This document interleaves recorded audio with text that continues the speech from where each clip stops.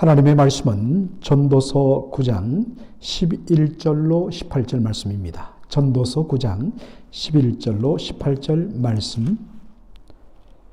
내가 돌이켜 해 아래서 보니 빠른 경주자라고 선착하는 것이 아니며 유력자라고 전쟁에 승리하는 것이 아니며 지혜자라고 식물을 얻는 것이 아니며 명철자라고 재물을 얻는 것이 아니며 기능자라고 은총을 입는 것이 아니니 이런 시기와 우연이 이 모든 자에게 임함이라.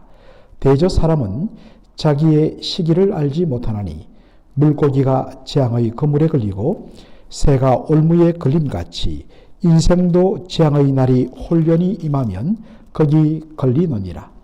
내가 또 해 아래에서 지혜를 보고 크게 여긴 것이 이러하니 곧 어떤 작고 인구가 많지 않은 성읍에 큰 임금이 와서 에워싸고 큰 흉벽을 쌓고 치고자 할 때에 그 성읍 가운데 가난한 지혜자가 있어서 그 지혜로 그 성읍을 건진 것이라.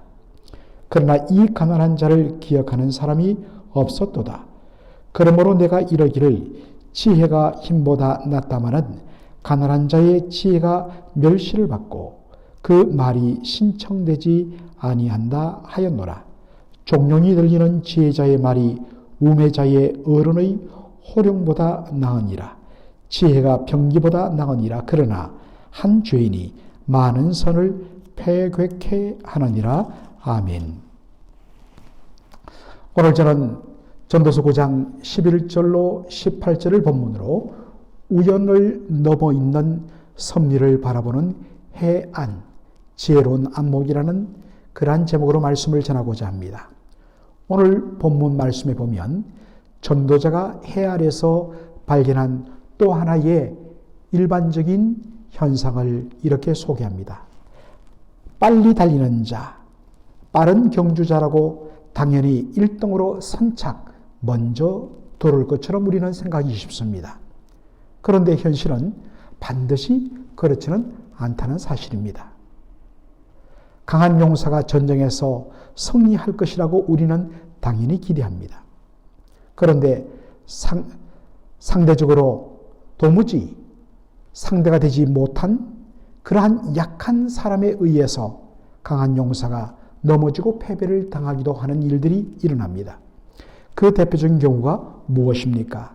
바로 블레셋의 거인장수 골리앗과 소년 다윗의 싸움이었습니다.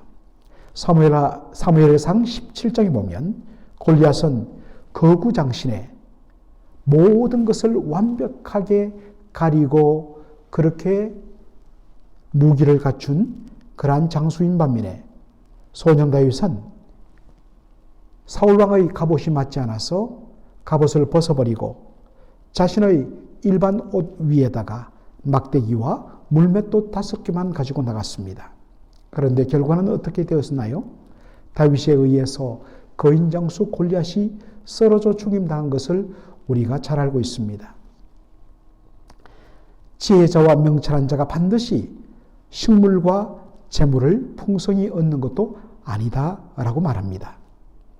여기 기능자라고 되어 있는데 개역 개정판에 보면 지식자라고 그렇게 새롭게 번역이 되어 있습니다.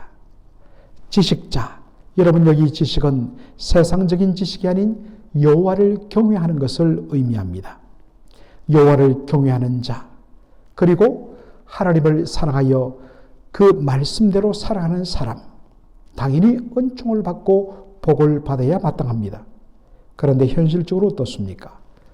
은총을 받지 못하고 저주받고 오히려 버림받은 것처럼 보일 때도 있다는 것입니다. 그 대표적인 인물이 바로 욥입니다. 욥은 동방제일의 부자였을 뿐만 아니라 하나님께서 사탄 앞에서 당당하게 욥처럼 순전하고 불의에서 떠난 그러한 사람을 본 적이 있느냐고 말하실 정도로 하나님께 인정받는 의인이었습니다. 그런데 그의 삶에 어떤 일이 일어났습니까? 그가 가진 모든 재산이 하루아침에 다 날아가고 그리고 10명의 자녀들이 하루아침에 다 죽임을 당하였습니다. 그리고 욥기 2장에 보면 욥의 머리끝부터 발끝까지 정말 생명만 붙어 있을 뿐 온갖 질병으로 고통을 당했습니다. 이것을 보고 욥의 세 친구가 뭐라고 이야기합니까? 욥이 이렇게 고난을 당한 것은 그가 하나님 앞에 범죄하고 불의하기 때문이다. 그러므로 회개하라고 책망을 합니다. 이런 일들이 도처에 있는 것입니다. 이 모든 해 아래서 일어나는 일들을 보고서 전도자가 뭐라고 말합니까? 시기와 우연이 모든 자에게 임한다라고 이야기하고 있습니다. 쉽게 영어로 번역한 New Living Translation 보면 이렇게 되어 있습니다. 그 모든 것이 바로 by chance, 우연에 의해서 결정되어지고 by being in the right place at the right time, 그냥 어떤 때에 어떤 장소에 있다 보니까 그렇게 되기도 하고 안 되기도 한다. 다시 말해서 모든 것은 그날의 우연, 그리고 운수, 그리고 재수가 좋으면 잘 되는 것이고 운이 나쁘고 재수가 나쁘면 그가 그렇게 힘들게 어렵게 사는 것이다. 그렇게 말들을 하는 것입니다. 그러면서 또 하나 기가 막힌 예를 듭니다. 바로 그물에 걸린 물고기와 하늘을 날아다가 올무에 잡힌 새를 말합니다. 물고기는 거기에 그물이 있을 것이라고는 생각지 아니하고서 열심히 헤엄쳐가다가 덜컥 그물에 잡힙니다. 새들 하늘을 힘있게 나릅니다. 거기에 어떠한 올무도 있을 것이라 생각하지 않고 가다가 그만 덜컥 숨겨진 올무에 걸려서 죽임당하고 맙니다. 세상에 그 누가 죽기 위해서 살아가겠습니까? 그 누가 재앙을 즐기겠습니까? 모두 다 그것을 피하려고 애씁니다. 그러나 어느 날 생각지도 않게 재앙이 불쑥 그를 덮쳐버리고 만 것입니다. 작년이었던가요? 광주시에서 일어난 사건 뉴스를 아직도 기억합니다. 오래된 건물을 철거하고 거기에다가 고층 빌딩을 짓기 위해서 오래된 낡은 빌딩을 그렇게 철거하는 그 작업 현장, 바로 그 곁에 버스 정류장이 있었는데 버스가 시간에 맞춰서 버스 정류장에 서는 순간에 생각지도 않게 바로 철거하던 그 건물이 길가로 넘어지면서 그 버스를 타고 있던 사람들, 그 누가 그런 일이 일어날 것이라고 기대했겠습니까? 그런데 그만 무너진 건물 잔해가 덮쳐서 버스에 탔던 모든 사람들이 죽고 말았습니다. 세상적인 관점에서 사람들은 말합니다. 이 모든 것이 우연이고 그리고 운이 나쁜 것이고 또한 재수가 나빠서 그렇다고 이야기합니다. 그리고 이러한 것들을 피하고 좋은 운과 재수를 만나기 위하여서 운세를 보고 점을 보기도 합니다. 그러나 실질적으로 운수와 재수에 대해서 말하는 그 점술인조차도 사실 자기 앞에 어떤 일이 일어나는가를 모른다는 것입니다. 여러분, 전도자가 왜 이야기를 할까요? 자, 그러니까 세상 만사가 다 이와 같으니까 그저 그냥 운에 맡기고 그날 운이 좋고 우연히 모든 것이 잘 풀리면 기뻐하는 것이고 그날 운이 좋지 아니하고 재수가 나쁘면 정말 형편없고 고통스러운 일을 만날 수밖에 없다는 운명론적인 관점으로 접근하려 하는 것일까요? 그렇지 않습니다. 그러니 어차피 열심히 살 필요도 없고 열심히 달릴 필요도 없다라고 하는 것일까요? 그렇지 않습니다. 하나님을 배제하고 이 땅을 바라보면 그렇게 보일 수밖에 없습니다. 그러나 우리는 우리의 일상의 삶, 심지어 우연처럼 보이고 운처럼 보이는 그 일 너머에 하나님의 섭리의 손길이, 주권적인 손길이 작용하고 있는 것을 우리는 믿습니다. 단 하나도 하나님의 섭리와 하나님의 다스림에서 벗어난 일이 없다는 것을 우리는 인정할 수밖에 없습니다. 예수님께서 마태복음 10장에 말씀하십니다. 동전 두 입에 팔리는 참새 한 마리도 하나님이 허락지 아니하시면 땅에 떨어지지 않는다라고 말씀입니다. 사랑하는 성도 여러분, 하나님께서 그 배후 너머에 하나님의 특별한 계획과 섭리 속에서 그 모든 것을 하고 있음을 우리는 인정해야 합니다. 또한 이 말씀을 보면서 우리가 다시 한 번 더 우리의 삶의 목적에 다시 초점을 맞출 필요가 있습니다. 우리가 1등을 하고 결승점에 제일 먼저 들어가고 전쟁에서 항상 이기고 부자가 되고 축복받는 그 자체가 우리의 삶의 목적이 아닙니다.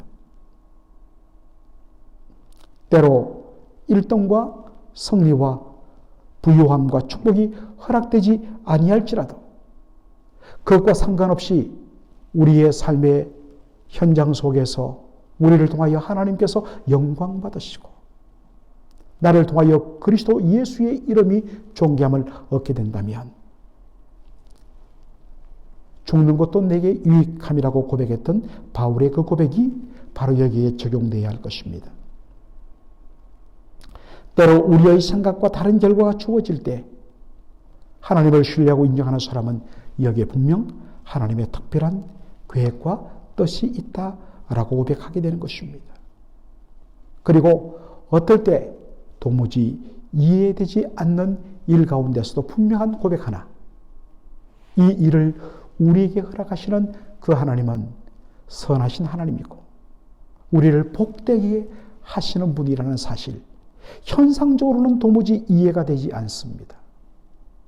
그러나 그 현상을 넘어 있는 하나님의 선하신 섭리의 손길을 우리는 믿음으로 바라봐야 하는 것입니다.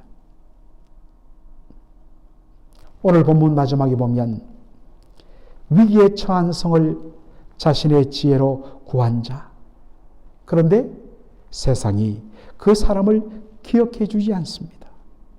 인간적으로 보면 너무나도 억울하고 속상합니다. 그런 일을 당할 경우에 내가 이렇게 애써본들 사람들이 나를 인정도 하지 않고 그 기억에서 잊어버리는데 내가 무엇 때문에 그렇게 할 필요가 있겠느냐라고 앞으로 그런 일 안 한다고 그렇게 말할 수 있겠습니까? 그렇지 않습니다. 세상 사람들은 그렇게 말할 수 있지만 하나님의 사람은 그렇게 할 수 없습니다. 왜냐? 우리는 사람이 알아주라고 하는 일을 하는 사람이 아니기 때문입니다. 나를 통하여서 다른 사람이 행복해질 수만 있다면 그 사실만으로도 내가 그러한 일에 쓰임 받은 것만으로도 감사해야 합니다. 그리고 어떤 의미에서는 우리의 죄성 때문에 우리는 사람들에 의해서 기억되고 사람들에 의해서 높임받을 때 자기도 모르게 자신을 높이는 교만의 그러한 잘못된 길로 갈 수도 있습니다. 차라리 사람이 알아주지 아니하더라도 하나님 한 분만은 나를 알아주신다. 그것으로 나는 만족하리라. 그런 마음으로 이 땅을 믿음으로 살아가는 저와 여러분의 삶이 되기를 주의 이름으로 축원합니다. 아멘. 살아계신 우리 아버지 하나님, 오늘 전도서 9장 11절로 18절의 말씀을 통하여서 우리 눈앞에 벌어지는 많은 일들이 정말 모든 것이 우연처럼, 운처럼, 재수처럼 여겨지는 수많은 일들 가운데서 아버지 하나님이여 자칫 잘못 우리가 운명론적으로 운에 기대고 재수에 기대는 어리석음을 범할까 두렵사온데 바로 그때에 그 우연 넘어 있는 하나님의 주권적인 섭리의 손길을 바라보는 믿음의 눈이 열리게 하여 주옵소서. 그리고 우리가 열심히 해도 최선을 다해도 때로는 그것이 일동으로, 때로 그것이 승리로, 때로 그것이 부유함의 축복으로 그렇게 나타나지 않는다 할지라도 그 자체에 매이지 아니하고 그것을 뛰어넘어 그 가운데서 우리가 하나님의 영광을 바라보며 어떠한 형편에서든지 하나님의 이름이 존귀하게만 된다면 그것으로 기뻐하는 그러한 넉넉한 마음이 저희들 가운데 일어나게 하여 주옵소서. 때로 자신의 헌신과 열심에 대해서 사람들이 알아주지 않을 때에 그것 때문에 우리가 실족하고 낙심하고 넘어지는 어리석은 범하지 않게 하여 주시고, 사람들은 몰라줘도 하나님 반드시 기억하시고 알아주시면 된다. 하나님 한 분만으로 만족하는 저희들 되게 하여 주옵소서. 예수님의 이름으로 기도하옵나이다. 아멘.